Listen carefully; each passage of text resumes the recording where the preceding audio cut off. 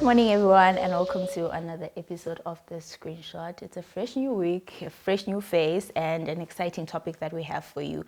It's a bit chilly today, but we want to warm up your homes by this very educational topic that we want to talk about, and key term is educational.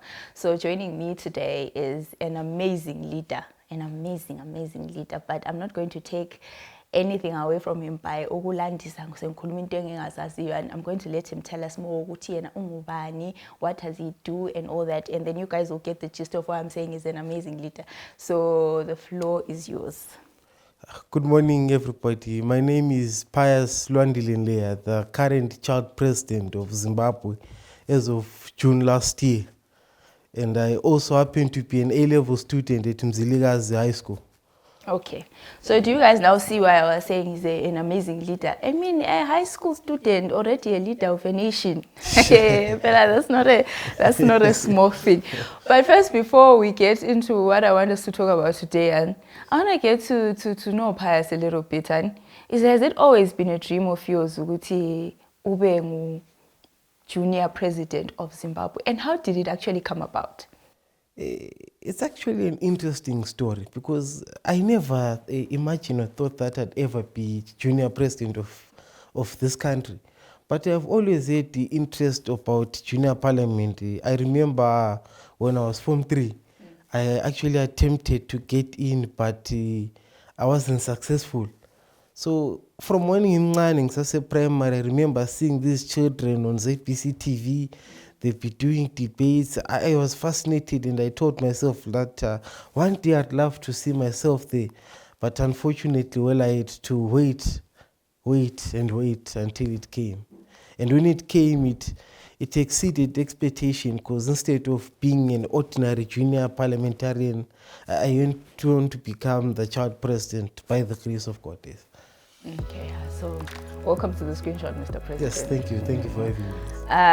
So when we were talking, you said one thing that sticks out to you is the importance of education, and we want to dive into that. And why you think education is the future of each generation that you are currently leading? And so where do you see the state of education right now, as the child president and also as a high school student? So as a high school student, I understand the value and importance of education, particularly because I come from a long line of teachers, educators. So from a young age, I understood the value and importance of it.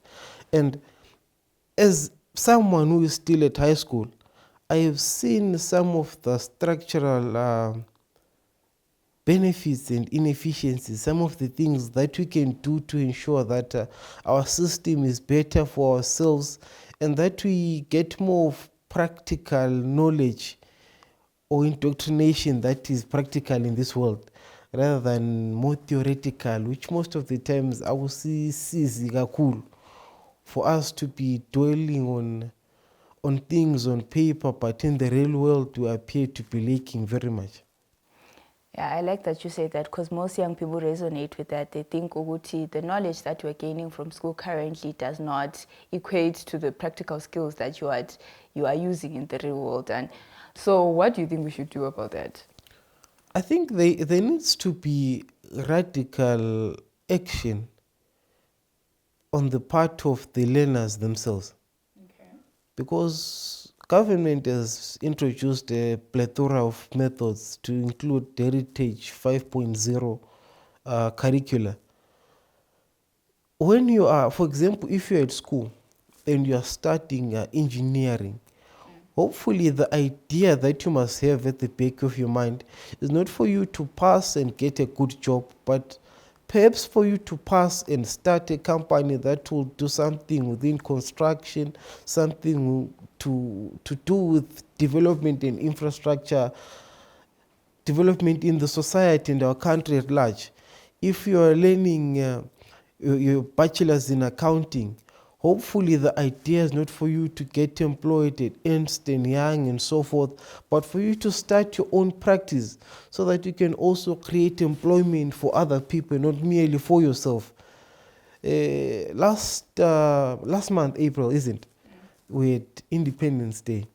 You know, the senior president said, bold a statement that it shook me to the core. He said that a person who grows tomatoes is more educated than a person that has a bachelor's degree and is doing nothing. Because what we need as a country is we need action and not talk. You need to walk the talk. Okay, we need to walk the talk. So maybe I'm the one who's wrong here. Yes. What should we promote? Are we saying we're promoting the education part where we go to school, yes, learn, or we are trying to promote a state whereby we are introducing more into the education part, like into the curriculum, the practicals, the stuff, or other things? What are you saying? So what I'm saying in its entirety is that we promote more of the flesh onto the skeleton that we already have in the education system. Let's put more of these practical activities. Let's put more of these ideologies that actually manifest to tangible items. But for that to properly work and to be fully utilized, we need to have an existing educational framework. So for that to succeed, we also have to ensure that our current educational system is operational and that it's also inclusive, especially in the rural areas. 65% of our country is rural, and a significant portion of children that are learning are from those areas. So we need to first ensure that those areas are also included. When we're saying that we have children that are learning, the children in the urban areas and the rural areas, we need to try and bridge the gap and ensure that they are getting equitable distribution of information. When they have equitable distribution of information, we can now say, now we're expecting these people to be at the same level in terms of idea generation and full utilization of the intellectual capacity. Okay, so we can link development to education in a way. But you know what I find interesting? Like when you were mentioning how children in the rural areas are not getting as much as kids in the urban areas and talking about bridging the gap, I was literally thinking that some children in the rural areas have more knowledge on certain things, like maybe agriculture, that kids this side might not have, but we need those sort of skills also in our practical lives to develop these countries. And so bridging that gap does seem like something that can work for both parties, you know, because one cannot really function without the other. So I like that point. So as a junior president of the country, this is now a hypothetical situation, isn't that I'm giving you? You've been given the ultimate power, let's say, to change things, shift things around. Is it? What's the first thing that you are doing in terms of education? What's the first thing that you're doing if you had the ultimate power? The first thing I would do is definitely intensify resource allocation and bolster infrastructure development to support learning. For example, you made mention of our rural areas in Makai. So in most of, in some and not most of Makai, they are still having challenges. For example, now our curriculum, education, learning, when you are having your exams in O-level and you're doing about combined science or science subjects, there's now a requirement for you to do a practical examination. Historically, we have shown weakness in that field is to ensuring good Makai, they also had access to laboratories to fulfill that obligation.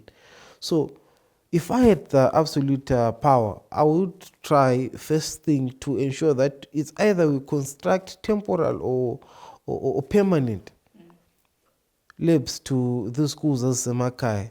I happen to know of a certain individual that actually saw this very same problem that I'm talking about. Of Utemakaya, they have challenges with having labs. So what did that person do? used to be a science teacher. So they developed a mobile laboratory for science experiments and practical activities.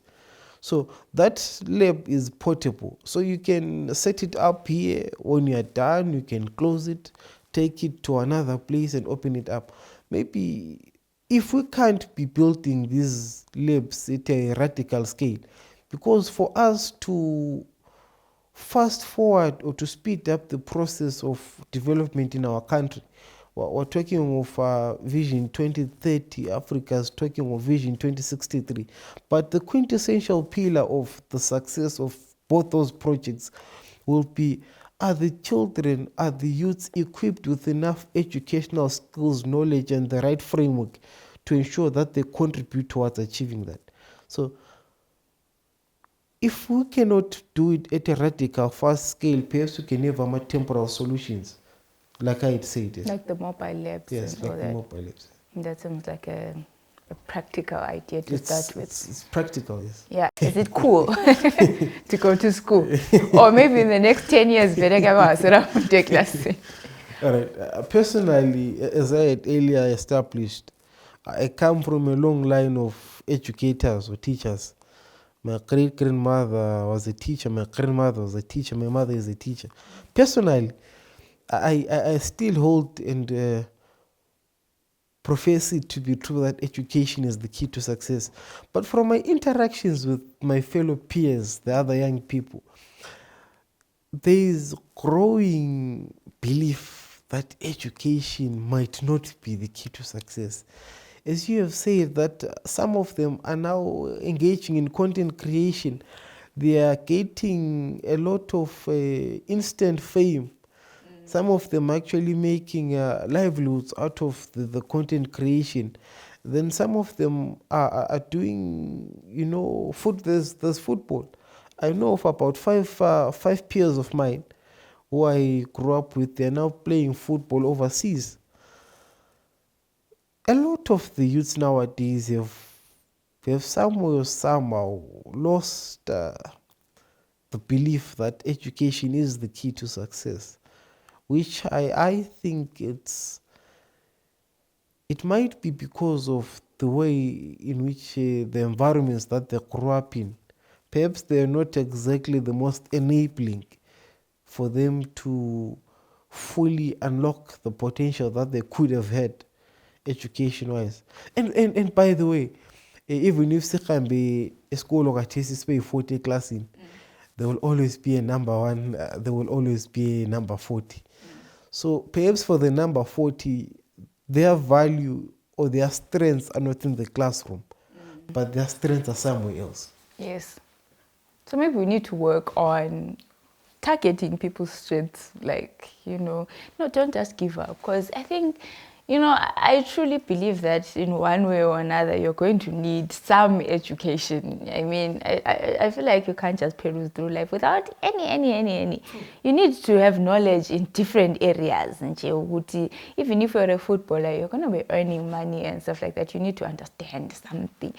Some people say, I'll open a business, but you need to understand how the markets work and stuff like that. But obviously, there's other people who are just lucky enough to have things go right. But I do believe that you need some education. So let's talk about now the current curriculum. Is it, do you think it's innovative enough for this new generation that is coming up? I mean, it's a generation of change makers, of people who are curious. There's a lot of things happening. There's AI, there's just a lot that is going on. You guys are writing assignment in ChatGPT, So do you think a curriculum lekhona caters for this generation of tech savvy individuals? Okay, I think this curriculum is the perfect framework that we can possibly have at the moment as to ensuring that brilliant individuals get to fully unleash their potential. But perhaps we can do more in ensuring that actually works out. I was on X Twitter the other day. I saw BBC featured some Zimbabwean lady who had invented her own AI or something. There was National Youth Day sometime in February. NAST was also exhibiting at their stands there. They had a brick that was made of plastic and waste. So what am I trying to say? This generation of ours nowadays is a very curious one. They're not afraid to learn, to try something that's new, something that's fresh.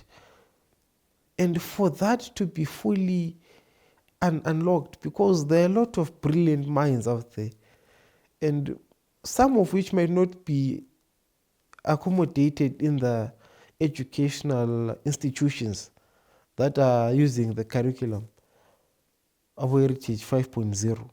But I feel like to those who are in those universities, those polytechnic institutions, they are very much, to some degree, benefiting a lot. You talk of NAST. NAST is what? An innovation hub. I think most of the state-owned institutions have these innovation hubs. But I think the idea is not that we just have these innovation hubs and we will build a building, we put people inside and call it an innovation hub, because the innovation has to go to the rest of the world. We need to see it, we need to hear about it if we can't touch it. And we can also get to testify that indeed it's something that's alive, indeed it's something that's fully functional. And all of that we can give the educational curricula the credit for it. But perhaps we can still do more. I believe that there's always more to be done. I feel like you can, that's why, let's say, other countries who are far ahead in terms of technology, was they didn't just sit back and be like, you know what, I think we've invented a car, let's stop, we're now moving, we are no longer walking. It was always something else. Now let's invent aeroplanes, let's private jets or whatever it is. So I think there's always more to be done. So if you were now, let's say you are now addressing your fellow peers, what message would you give them? A motivational message in terms of working hard, education-wise, etc. If there is one thing that my peers should know, is that especially if you are from this country, and like myself, I was born in this country, it's my hope that I get to stay, work, and do everything in this country. And for that to fully happen, I also have to contribute towards my building my country, because the change that I want to see begins with me. If I am not confident or happy about something, then I must do something about it. If you are an engineer or you want to be an engineer, hopefully you don't want to get your degree and leave our country. Because if all of us get to work overseas, who then is going to build our country? And to the ones who are here, it's possible to be anything that you want. I happen to stay in Gobaland, Eluvivi, one of the oldest suburbs in Bulawayo. As a matter of fact, growing up, I had completely zero relatives in government, but I've been able to interact with the president himself of our country and the president of Botswana in his first international trip. Whatever you want to do, you can do it. There's nothing that's stopping you. My peers need to understand something, that they are the masters of their own destiny. Nothing and no one stands in front of what they want to achieve except for their faith in themselves. That's the only thing that they need to be greater individuals. You look at all the people who have forged their names onto eternity. They first believed in themselves. Believe in yourself, believe in your idea, believe in your dreams, and work hard to fully achieve them. They shall become a reality, without a doubt. That is very inspirational. I feel like I'm 12 again, with the belief. With the belief, but I totally hear you and I understand you. I wish and I hope that, kids out there watching actually do start believing in themselves and achieving great things, because it is possible. Like you said, you are now interacting with international presidents and you never thought you'd. And it all started with the dream of saying, man, those kids debating on TV, hi, that will be me one day. So thank you so much for joining me on the screenshot and it's a sharing pleasure, your it's a thoughts pleasure. on education and what you believe that other young people can get from it. So to everyone watching at home, I hope you understand now why I said we have an amazing young leader talking to us today. And you know, screenshot, we bring you people that inspire you and motivate you to be great in life. Make sure you subscribe to our YouTube channel. Follow us on all social media platforms, TikTok, Facebook, Instagram, we're everywhere. So until next week, bye.